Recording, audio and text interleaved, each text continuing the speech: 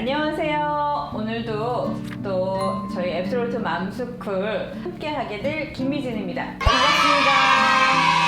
플레이 식품연구소에서 우리 조화 팀장님을 좀 모셔보고 임신기, 수유기 영양관리에 대해서 오늘 알아보도록 하겠습니다. 네, 반갑습니다. 코플레이 임상영양사 조화라고 하고요.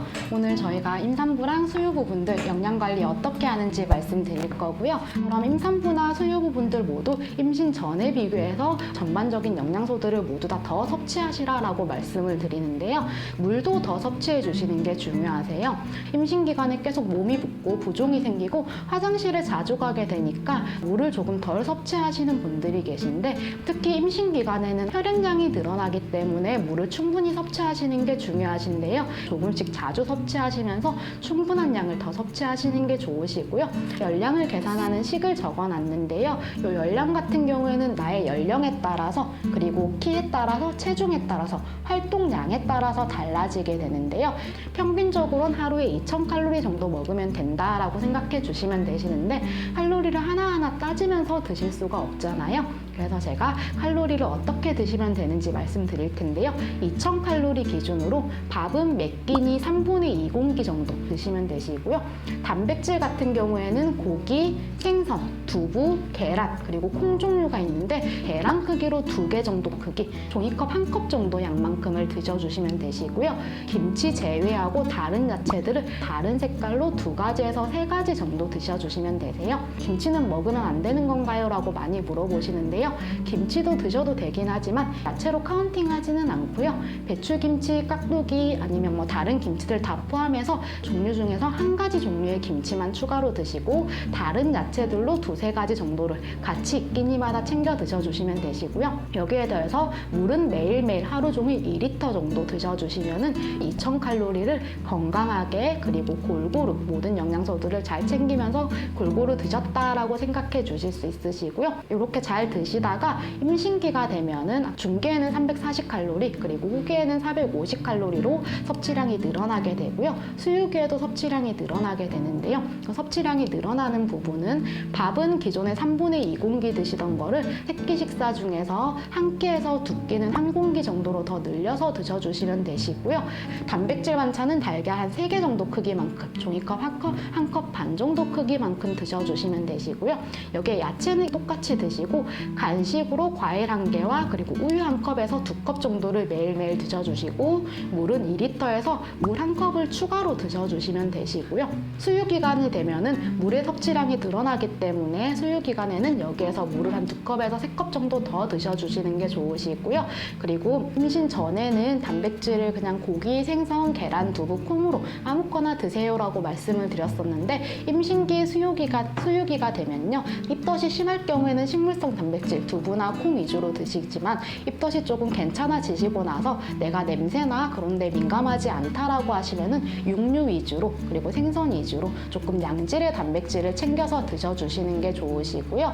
과일 같은 경우에는 주스 형태로 드시게 되면 혈당을 조금 빨리 올릴 수 있기 때문에 그냥 생과일 형태로 웬만하면 껍질째로 드셔주시고, 밥도 흰밥보다는 잡곡밥 형태로 챙겨서 드셔주시면 좋으세요. 여기에서 그리고 우유를 제가 1컵에서 2컵 정도 추가로 드세요라고 말씀을 드렸었는데, 혹시 내가 유당불내증이 있어서 우유를 잘 못 먹는다 하시는 분들은 두유, 칼슘 두유를 드셔도 괜찮으시고요. 우유, 두유 모두 다 못 먹겠어요 하시는 분들은 영양제로 추가로 챙겨 드셔주시는 게 좋으세요. 그래서 이렇게 잘 드시되 내가 만약에 조금 못 먹는 음식이 있다라고 하시면은 영양제로 추가로 보충을 해주시는 게 좋으시고요.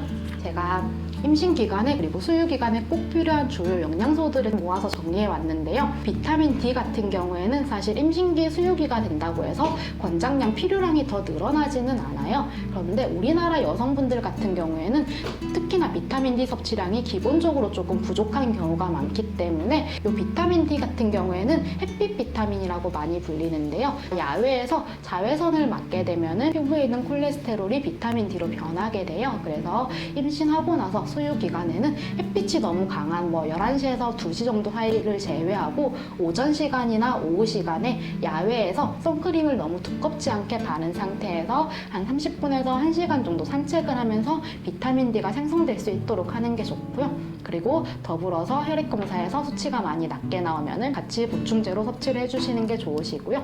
두 번째는 엽산이에요. 엽산 같은 경우에는 중요하다는 얘기 많이 여기저기서 많이 들어보셨을 거예요. 엽산은 세포 분열에 꼭 필요한 영양소고요. 엽산이 부족할 경우에는 우리 아기가 특히나 임신 초기에 신경계가 만들어지는 그 시기에 신경관 결손이나 유산이 있을 수 있기 때문에 임신 전부터 혹은 임신 초기부터 보충제로 꼭꼭 챙겨서 드셔주시는 게 좋으시고요. 비타민 B12 같은 경우에는 피를 만들어내는 역할을 해요. 그렇기 때문에 비타민 B12가 부족할 경우에는 빈혈이 생길 수 있고요. 비타민 B12가 엽산과 함께 작용하기 때문에 비타민 B12가 부족하면은 엽산도 같이 결핍이 될 수 있어요. 그런데 이런 비타민 B12 같은 경우에는 대부분의 식품에 충분히 들어있기 때문에 잘 드시는 분들은 크게 걱정하지 않으셔도 되시고요. 다만 채식주의자 분들 같은 경우에는 부족할 수 있으니까 따로 보충제를 섭취해 주시는 게 좋으시고요. 그 비타민 C를 많이 섭취하시게 되시면은 비타민 B12의 흡수와 대사에 영향을 줄 수 있기 때문에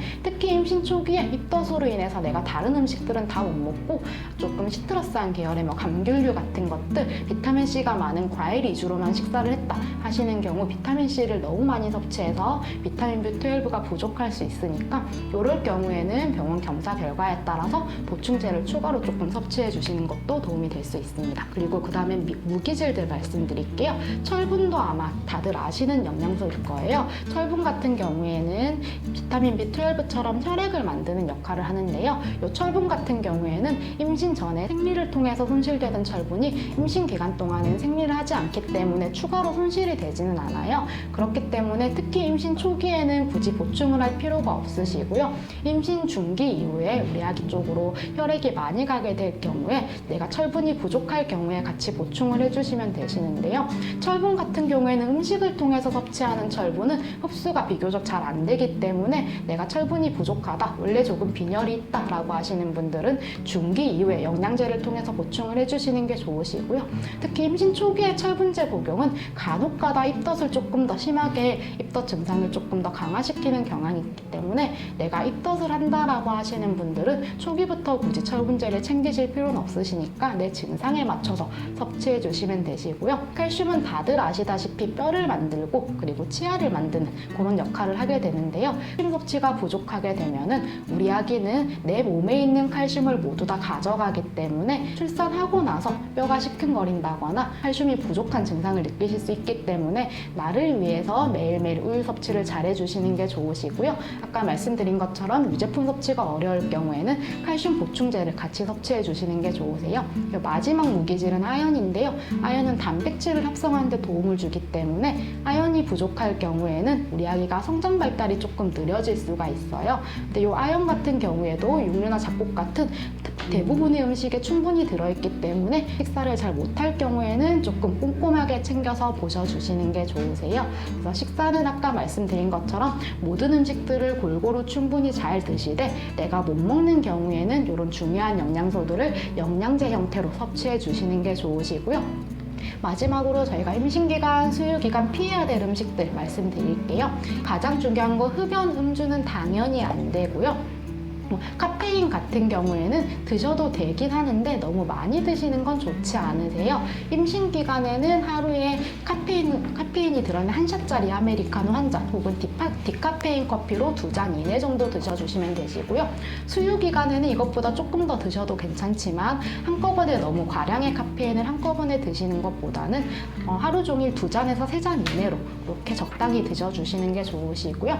가장 많이 물어보시는 게 나름식, 회 같은 것들 먹어도 되나요? 가장 많이 물어보시는데요. 사실 나름식을 먹지 말라고 하는 것은 저 음식 자체가 나쁘다기보다는 세균 번식이 빨리 될 수 있어서 식중독이 생길 수가 있고요. 이렇게 식중독이 왔을 때 우리 아기에게 크게 피해가 가진 않지만 엄마가 약을 먹을 수 없기 때문에 엄마의 컨디션이 많이 나빠질 수 있어요. 그렇기 때문에 조금 세균 번식이 심할 수 있는 여름철에는 안 드시는 게 좋으시고요. 꼭 먹고 싶을 때는 겨울철에 드시되 포장해서 배달해서 챙겨 드시는 것보다는 위생적인 식당에서 주문하고 바로 드시는 게 좋으세요. 그렇게 위생적으로 드시면은 다른 음식도 드셔도 괜찮으시니까 너무 걱정하지 마시고 건강하게 드셔주시는 게 좋으시고요. 네, 여기까지 제가 임신부와 수유부 영양관리 관련해서 말씀드렸고요. 선생님 반응이 너무 잘 들었고요. 엄마들 반응이 네. 너무 좋아요. 근데 네. 셀레늄은 어느 음식에 조금 많이 들어있는지 이런 네. 질문도 하시는데 네. 뭐를 좀 먹어야 될까요? 셀레늄 같은 경우에는 야채보다는 육류에 많이 들어있고요. 계란 종류들, 고기 종류에 많이 들어있는데 사실 일반적으로 그냥 하루에 한두 끼 정도 고기 드시는 정도면은 충분히 셀레늄 섭취가 가능해요. 권장 섭취량이 많지 않기 때문에 다음 뭐 채식주의자 분들이거나 아니면 내가 육류를 많이 못 드신다 하시는 분들은 셀레늄이 부족할 수 있기 때문에 조금 체크를 해주시는 게 좋으세요. 네. 그 2주 뒤에 임당 검사를 해야 하는데 조심해야 할 음식과 평소 식습관은 어떻게 먹어야 할까요? 라고 요즘 임당 굉장히 많으셔서 걱정하시는 분들 많더라고요. 이거는 좀 어떻게 식습관을 하면 좋을까요? 사실 임당 검사 좀 전인 분들이 초기에서 중기 넘어가는 단계다 보니까 지금은 괜찮겠지 하고 과도하게 식사량을 줄이는 분들이 많으세요. 근데 초기 중기 넘어갈 때도 식사량을 잘 유지해줘야지 우리 아기가 잘 클 수 있기 때문에 식사량을 과도하게 줄이는 건 좋지 않고요. 그리고 당뇨병 있으신 분들 임당 혈당하면은 당연히 탄수화물을 떠올리기 때문에 밥량을 확 줄이고 고기 위주로 채소 위주로만 식사를 하시는 분들 많으세요. 근데 그렇게 드시게 되면 사실 탄수화물은 우리 아기의 에너지원으로 쓰이기 때문에 꼭 필요하거든요. 그래서 탄수화물을 확 줄이는 것보다는 탄수화물을 적절하게 드시면서 단순당이라고 하죠. 음료 종류, 설탕 같은 거 입에 댔을 때 바로 단맛이 나는 음식들을 안 드시는 게 좋으세요. 그래서 밥은 아까 말씀드린 것처럼 임당 검사 전이어도 최소 2분의 1 공기 이상은 잘 드셔주시는 게 좋으시고요.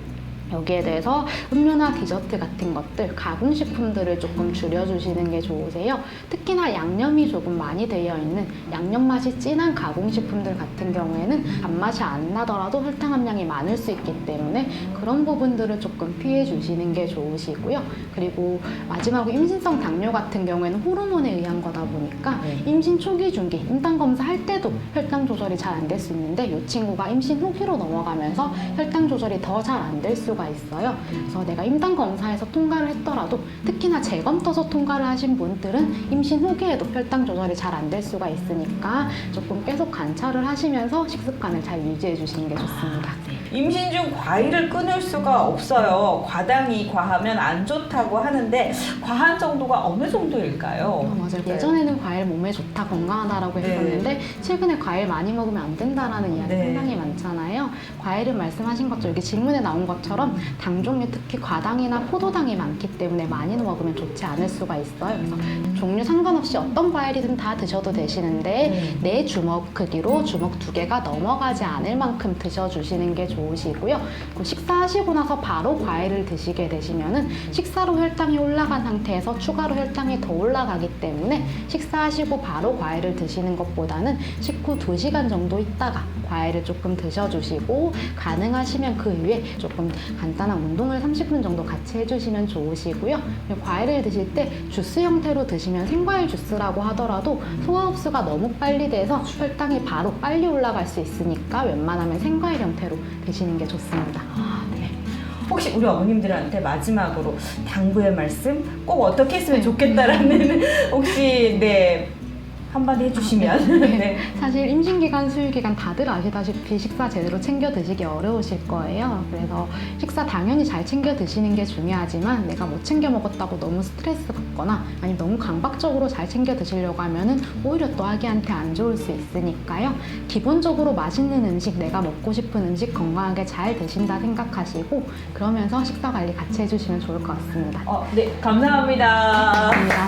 감사합니다.